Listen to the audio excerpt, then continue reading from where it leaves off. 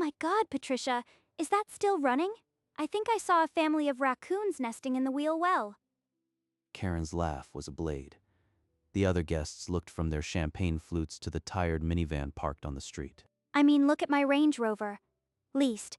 But at least it doesn't look like it's held together with duct tape and prayer. Let them laugh. None of them know what's really under this party. Come on, Karen. She's got 3 kids.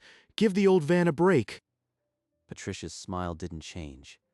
She reached for a chip, chewed slowly. 2 months earlier, a letter had arrived from her Uncle Robert's estate. Inside was a deed to 5 acres. Old plat maps suggested the pool and patio might sit squarely on her land. She hadn't told a soul. Instead, she'd hired a surveyor to measure every inch. As the afternoon heat peaked, Patricia excused herself, citing the kids, and walked back to her battered Odyssey. Behind the wheel, one thought burned quietly. The ground beneath Karen's pool might not be Karen's at all.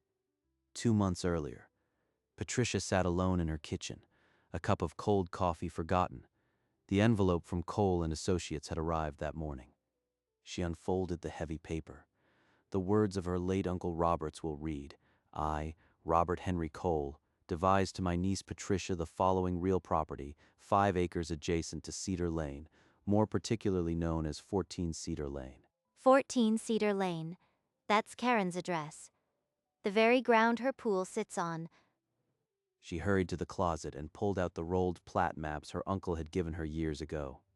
The paper crackled with age. If these maps are right, the whole backyard, pool, deck, kitchen, is on my side of the line. She traced the boundaries with a trembling finger, then picked up the phone and called a surveyor. Her voice was calm but urgent. I need a boundary survey. There's a pool at the property line. I need to know exactly where it falls. The surveyor arrived the following Thursday, setting up his equipment in the early morning fog before the neighborhood stirred. Not a word to anyone. Not yet. Once I have the numbers, I'll decide. The results would take 2 weeks. Those 14 days felt like a lifetime, every knock at the door a possibility. On a quiet Tuesday morning, the survey results arrived. Patricia carried the envelope inside and spread the report across her kitchen table. 38 inches. Not a borderline error. A full-blown encroachment. The entire pool and deck. The survey map left no doubt. Every concrete inch of Karen's backyard oasis sat on land Patricia legally owned. By noon, the notarized survey was filed with the county recorder. Patricia kept a copy for herself, locking it safely away. She called Cole, her uncle's attorney, and set a meeting for the next morning. You have clear grounds. How do you want to proceed? Draft a formal notice of encroachment. I want them to know exactly what they're sitting on.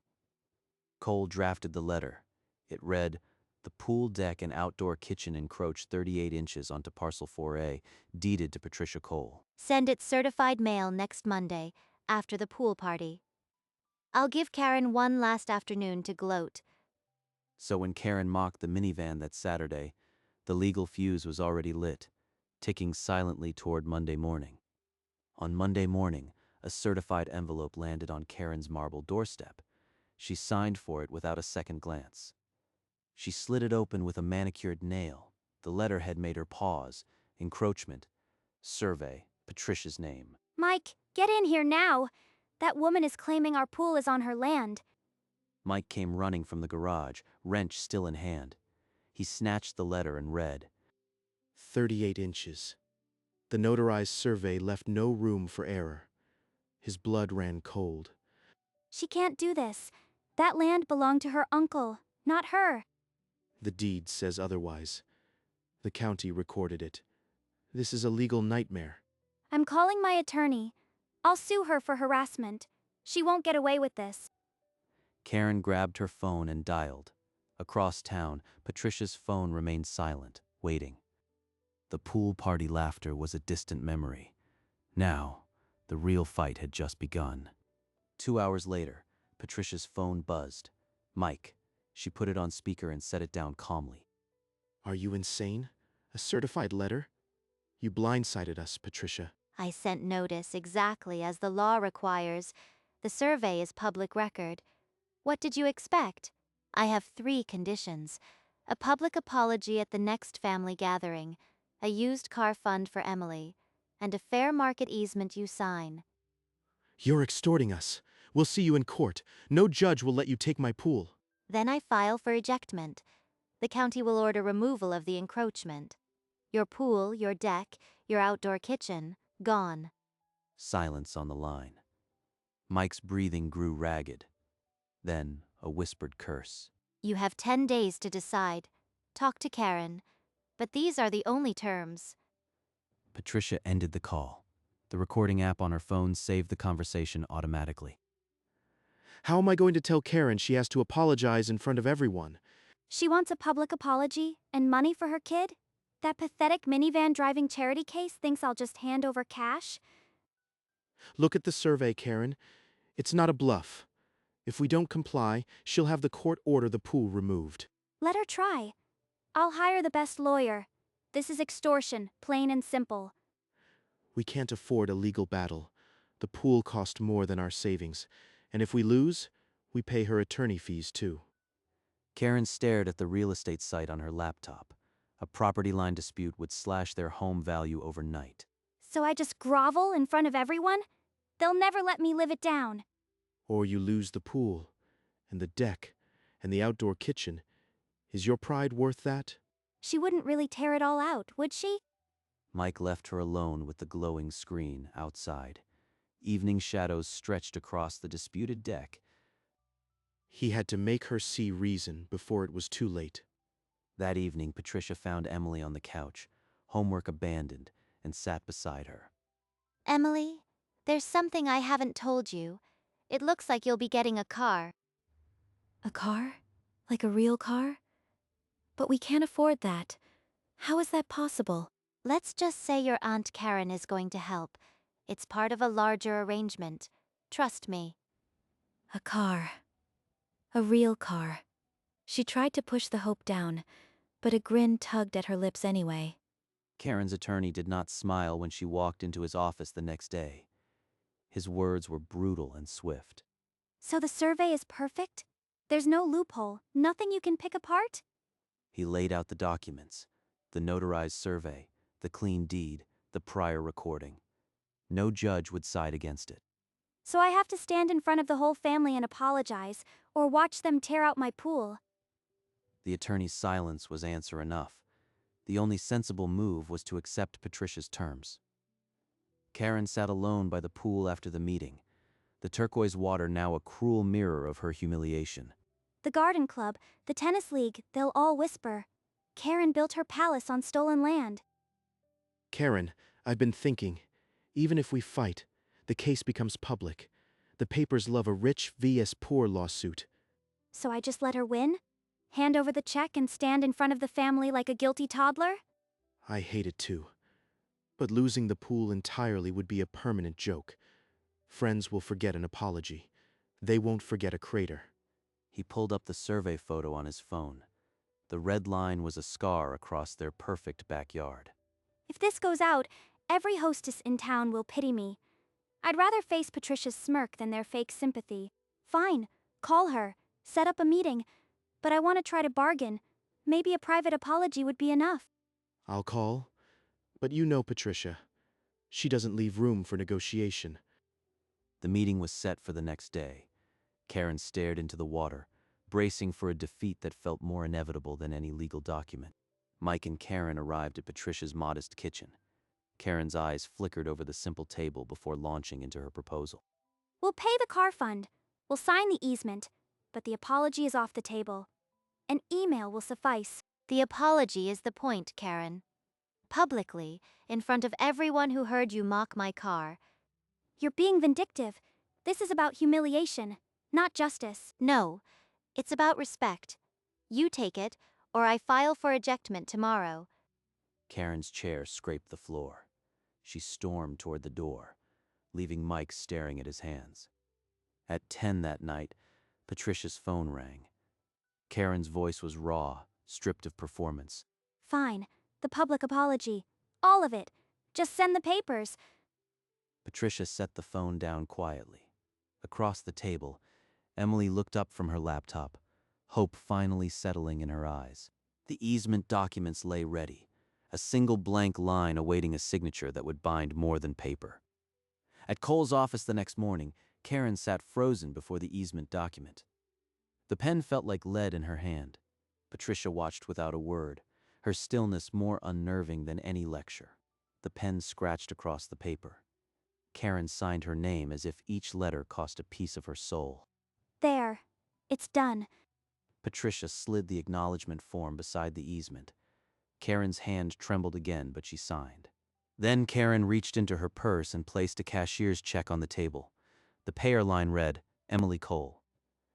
Patricia picked it up, folded it neatly, and slipped it into her bag. No smirk, no triumph. Just a quiet transaction. That afternoon she deposited the check. The funds would clear in 2 days, just in time for the reunion.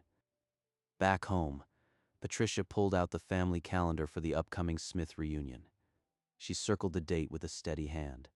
Across town, Karen sat in her Range Rover in the driveway, staring at nothing. Her pool glistened in the sun, now 38 inches over a line that would define her. 3 days later, Emily sat trembling in the driver's seat of a silver Civic. The key felt like a future she never dared hope for. It rides so smooth. Are you really sure this is happening? I keep thinking I'll wake up. It's done, sweetheart. The money is yours. This car is proof that things can change.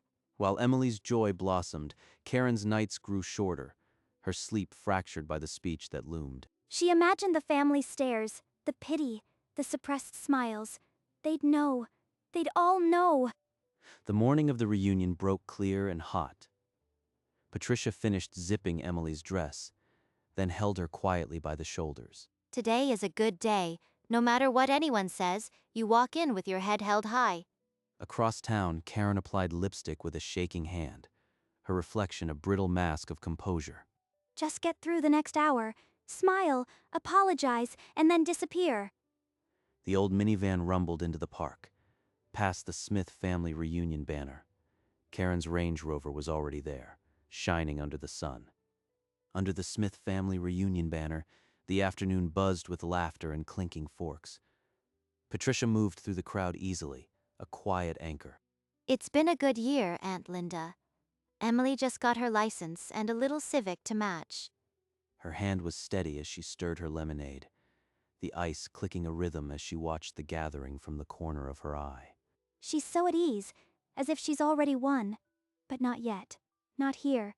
The long picnic table groaned under platters of pulled pork and cornbread. Emily sat with her cousins, laughter masking the secret she now carried. Mike caught Karen's eye from across the pavilion. His nod was tight, the signal they'd practiced. Karen set down her untouched plate. The clatter was louder than intended. She rose slowly, her legs unsteady. A hush rippled outward from her. Forks paused. The buzz of 50 conversations died, replaced by a heavy silence. Faces turned. A few relatives exchanged confused glances. Nobody knew the script Karen had been forced to learn. Patricia did not flinch. She set her cup down on a wooden spool and waited. The only sound was the distant buzz of a bee. I owe an apology. At the pool party, I mocked Patricia's minivan. It was cruel and classless, and I'm sorry for that.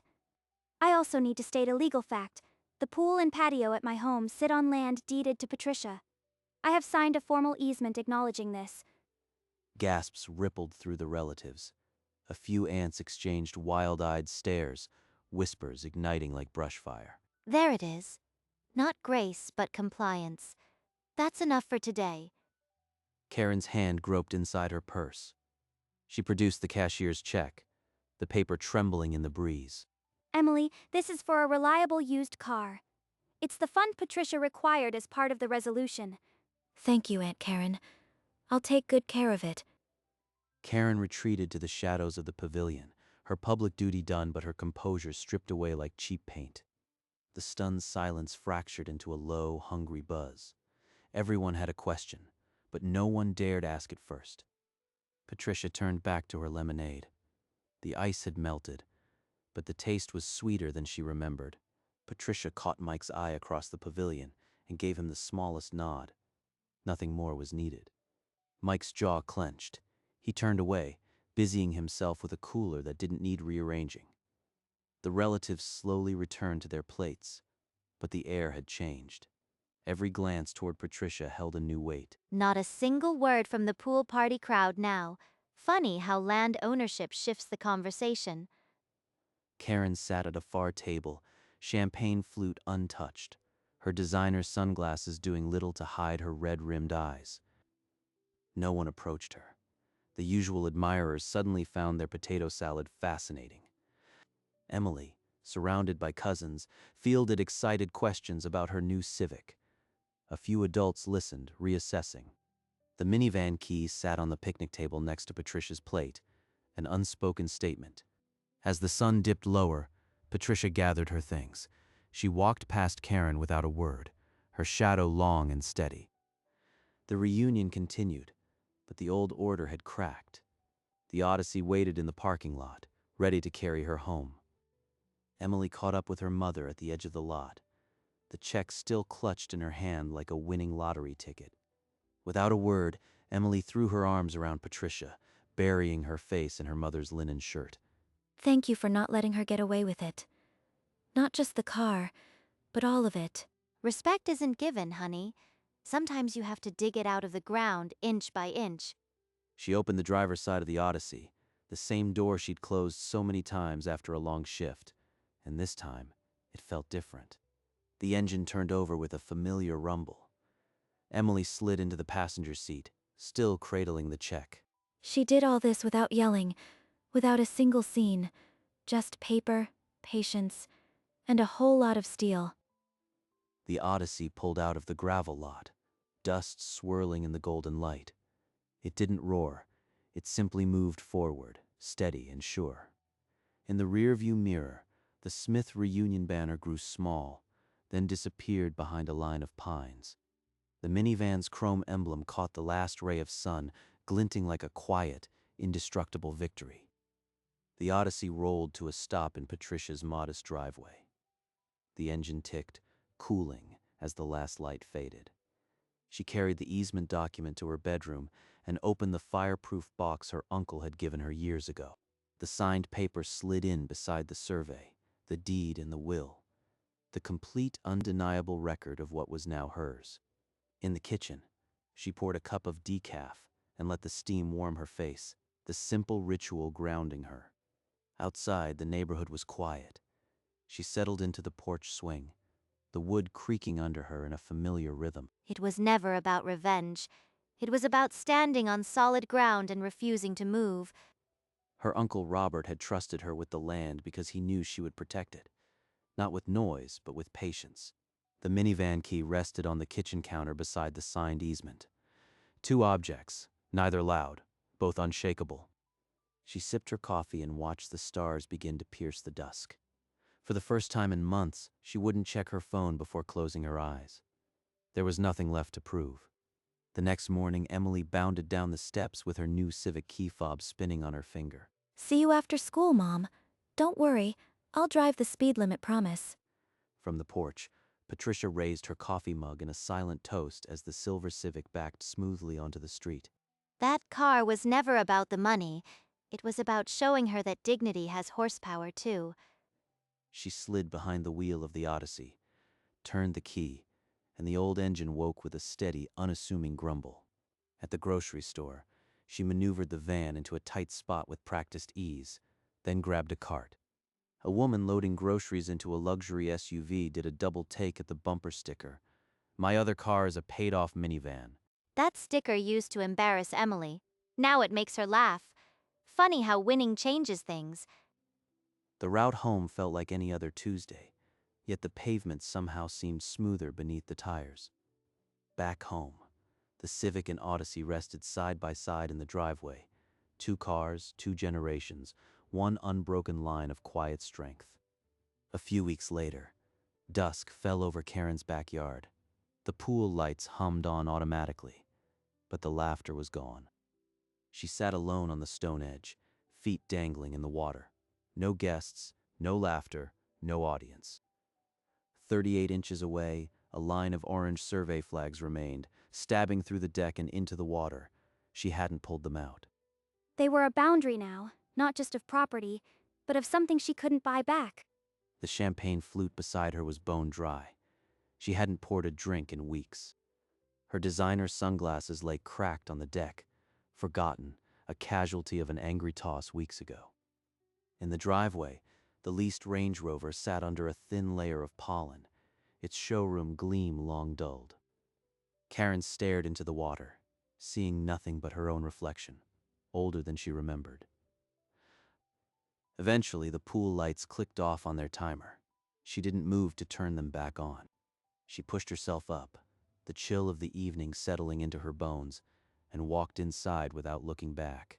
The Odyssey rumbled down Cedar Lane, past manicured lawns and palm trees that had witnessed a very different party weeks ago.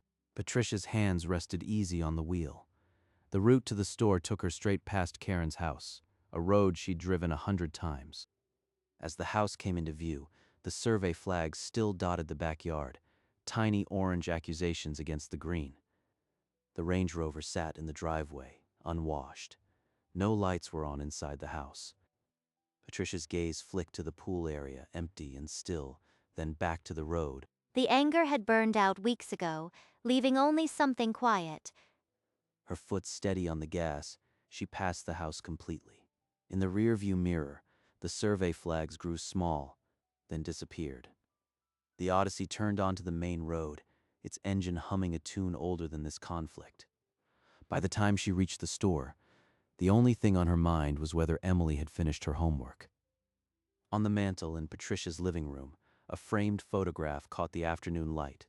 3 kids, their mother, all smiling wide. In the background of the image, the old Odyssey sat parked under a tree, its silver paint glowing in the sun. Beside the frame, a simple wall hook held the Odyssey key, its fob worn, a tiny locket with 3 tiny faces pressed inside. On the kitchen counter, the signed easement still sat beside a coffee mug, a quiet monument to a battle fought without a single shout. Outside, the bumper sticker still read, "My other car is a paid-off minivan." It was no longer a joke, it was a declaration. The house was quiet now, the same house it had always been, but somehow, the walls stood a little taller. The photograph had captured a moment before the survey, before the apology, yet now it seemed like a prophecy fulfilled. The key, when turned, started not just an engine, but a legacy of quiet steel that would outlast any lease. As the evening set in, the house settled into its familiar creaks, and the frame on the mantel caught the last light. The minivan key hung still on its hook, ready for wherever the road would lead next. The minivan stayed, not out of necessity, but out of principle. Some things aren't measured in miles, but in the miles they've carried you. Patricia's quiet fight had never been about a car, a pool, or even 38 inches of soil. It was about the principle that dignity doesn't have a price tag, and the ground you stand on is never just dirt. The Honda Odyssey had been mocked, dismissed, and called a rust bucket. But it had outlasted the joke. It became a symbol of resilience, a testament that the worth of a thing isn't in its lease terms, but in its loyalty. And on the kitchen counter next to the signed easement, the key still waited, ready for the next school run, the next errand, the next unassuming mile. Patricia Cole never raised her voice. She didn't need to. She simply owned the ground beneath her feet, and that was louder than any laugh. The minivan's engine turned over one more time, and the sound was not a roar, but a promise kept. The end. If this story stuck with you, hit that like button. It helps more people find these real-life twists. And subscribe so you don't miss the next story. We have a new one every week that proves quiet strength is the loudest kind. Share this video with a friend who's been counted out. It might be the reminder they need. Drop a comment below.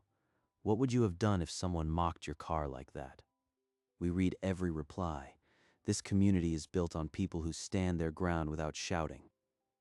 Thanks for being here. Remember, the things that last aren't always the shiniest, they're the ones that never quit. Until next time, keep your engine running and your ground steady. This story was a production of Story Vault. All characters and events are dramatized for entertainment. See you in the next one. Music fades out.